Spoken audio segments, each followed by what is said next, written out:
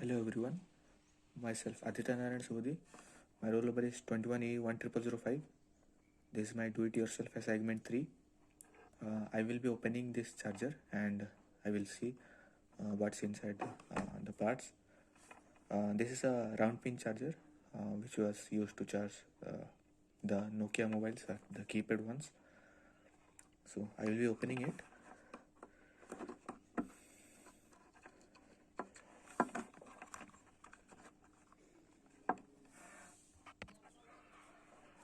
So as you can see, this is the circuit. This is the two wires for AC supply.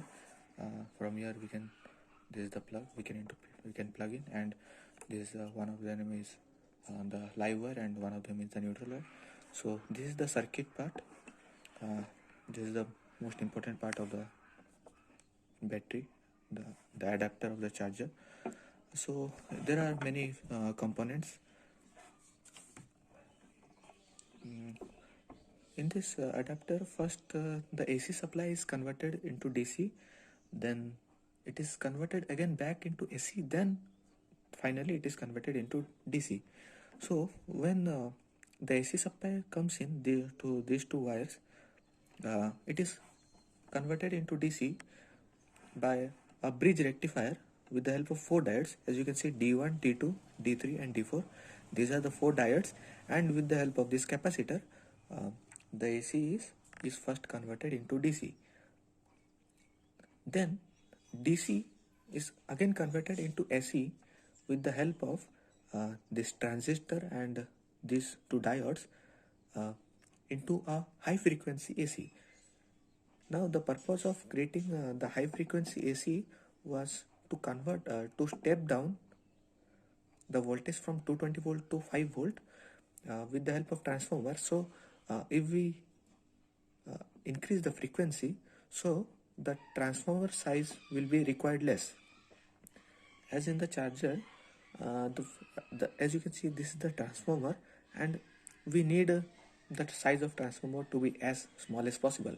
So the DC is converted back again to AC, that is a high frequency AC, that is around 50 kilohertz, that is 1000 times more than the AC supply.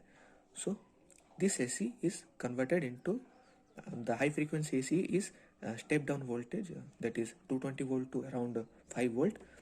Then this AC is again converted into finally DC with the help of these capacitors and the diodes. This is here, and this blue part is it is known as snubber capacitor, which acts as a safety purpose for the adapter.